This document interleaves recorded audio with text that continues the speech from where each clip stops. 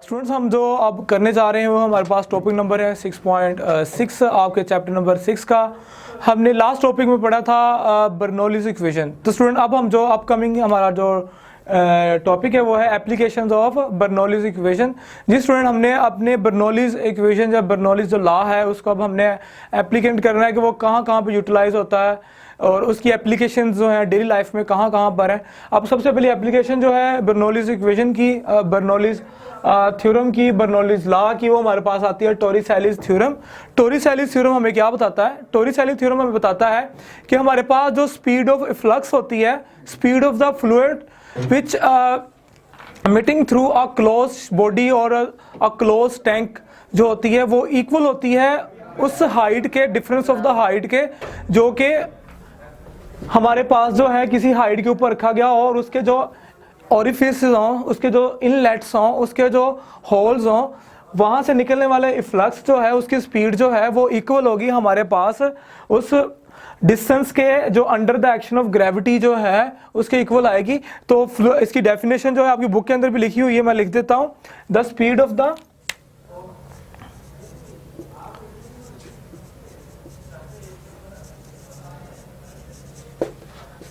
Flux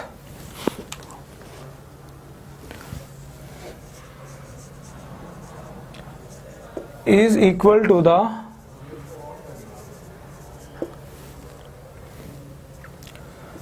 speed or velocity gained by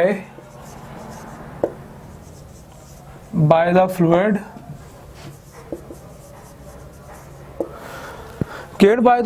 in falling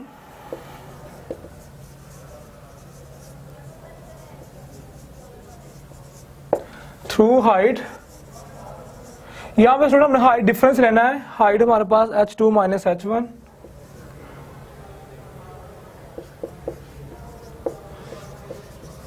under action of gravity.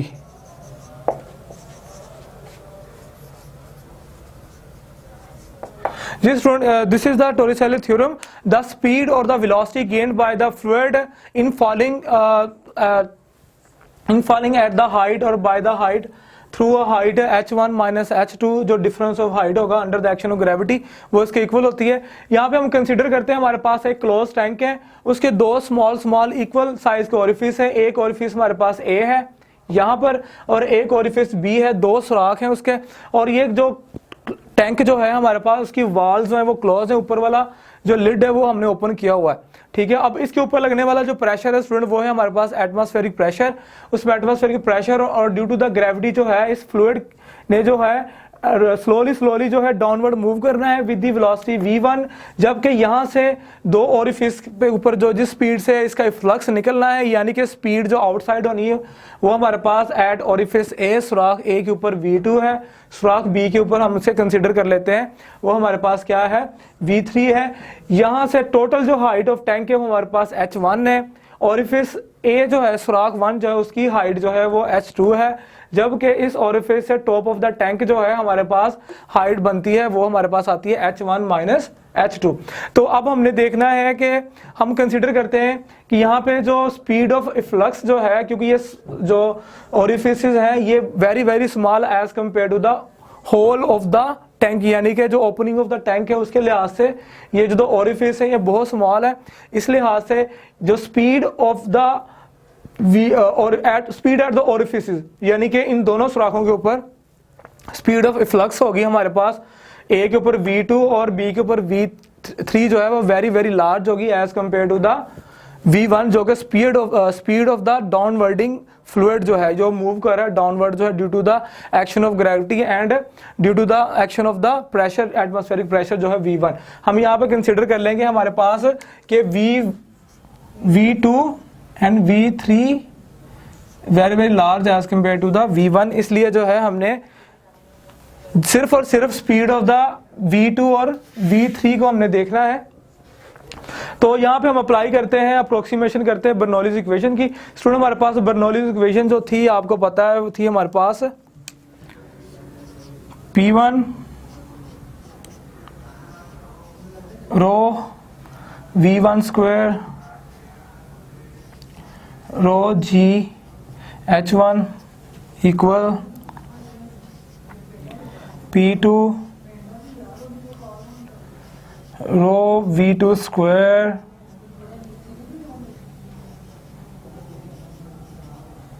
H2। Student ये हमारे पास Bernoulli's equation थी जो कि हमने लास्ट टॉपिक में ड्राइव किया है इस फार्मूले को।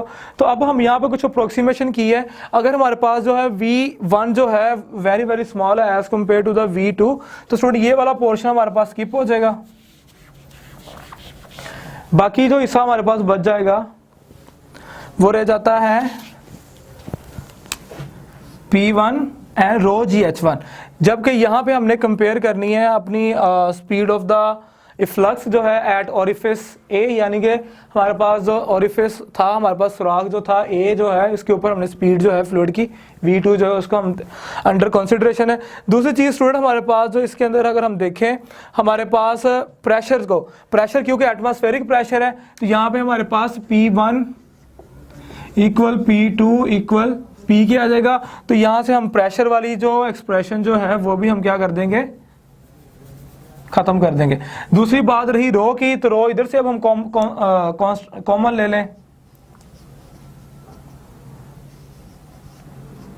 1/2 V2 स्क्वायर GH2। तो स्टूडेंट हमारे पास जो है अगर हम देखें यहाँ से रो भी क्या हो जाते हैं, कैंसिल हो जाता है, क्योंकि रो जो है जो हमारे पास जो है ये डेंसिटी ऑफ फ्लूइड है वो भी कांस्टेंट है, इसलिए आज से ये दोनों चीजें जो है ये भी क्या हो जाएंगी, खत्म हो जाएगी। अब हमारे पास बाकी रहेगी ये इक्वेशन। इस इक्वेशन को अब हम क्या करते हैं, रीअरेंज करते हैं। इसको रीअरेंज करके हम लिखेंगे तो हमारे पास आ जाएगी, यहाँ से हमने क्योंकि वेलोसिटी ऑफ द फ्लूइड यानी कि एट ओरिफिस ए जो V2 थी, स्पीड ऑफ फ्लक्स V2 जो है हमने फाइंड आउट करनी है। ये G इधर था स्टूडेंट हमारे पास GH1, ये G वाला जो है अगर मैं ये ओपन कर लूं ब्रैकेट, ये GH2 प्लस हो रहा है, इधर क्या हो जाएगा माइनस GH2, उधर आ जाएगा हमारे पास 1/2 V2 स्क्वायर। जी स्टूडेंट हमारे पास बाकी रह गया 1/2 V2 स्क्वायर, यहां से G कॉमन ले लेते हैं, H1 माइनस H2 रह जाएगा। ये स्टूडेंट यहाँ पे 2 जो है डिवाइड और इधर क्या हो जाएगा मल्टीप्लाई, और उधर आ जाएगा हमारे पास V2 स्क्वायर। अब स्टूडेंट हमने क्या करना है, हमने स्क्वायर खत्म करना है, हमें V2 चाहिए, दोनों तरफ स्क्वायर रूट ले लेंगे, इसके स्क्वायर से स्क्वायर रूट्स के क्या हो जाएगा, स्क्वायर इसका कैंसिल हो जाएगा। तो बाकी हमारे पास बच जाता है V2 equal 2 time GH1 minus H2 square root, यानी कि V2 आ गया हमारे पास 2 टाइम G। जी स्टूडेंट्स हमारे पास जो बाकी बच गया इसको रीअरेंज कर लेते हैं। V2 इक्वल आ जाएगा हमारे पास square root 2 time GH1 minus H2। Student देखिए हमारे पास 2G ये कांस्टेंट है, जबकि हमारे पास V2 जो है ये हमारे पास डायरेक्टली प्रोपोर्शनल आ रही है H1 माइनस H2 के। अगर हम इसे कंसिडर कर लें हमारे पास V2 जो है वो डायरेक्टली प्रोपोर्शनल आएगी, यानी स्पीड ऑफ द फ्लक्स अगर मैं इसको खत्म भी कर लूँ वो कांस्टेंट है, खत्म नहीं करना, वैसे मैं आपको समझाने के लिए बता रहा हूं कि V2 हमारे पास इक्वल आ जाएगी velocity gained by the flux in falling through height H1 minus H2 under the action of gravity, इसके इक्वल होगी। So this is the Torricelli theorem. Torricelli theorem की स्टूडेंट हमारे पास जो एप्लीकेशंस है आपकी ये फिगर के अंदर भी दिखाया गया है। टोरिसेली थ्योरम जो है फिल्टर पंप कंस्ट्रक्शन के ऊपर भी यूज करते हैं। फिल्टर पंप जो होता है हमारे पास जो है पंप का जो एक्शन होता है, जैसे पंपिंग ऑफ वाटर है हमारे पास, वो इसी ही थ्योरम के ऊपर जो है वो इसी प्रिंसिपल के ऊपर वर्किंग करता है हमारे पास जो पंपिंग ऑफ वाटर है। So this is the Torricelli theorem, this is the definition of the Torricelli theorem and this is the derivation of the Torricelli theorem from the equation of the Bernoulli's equation. यहाँ पे मैं mention कर देता हूँ, ये हमने use की है बर्नौलीज, इसमें हमारे पास बर्नौलीज इक्वेशन को हमने यूज करके ये डेरिवेशन की है टोरिसेली थ्योरम की।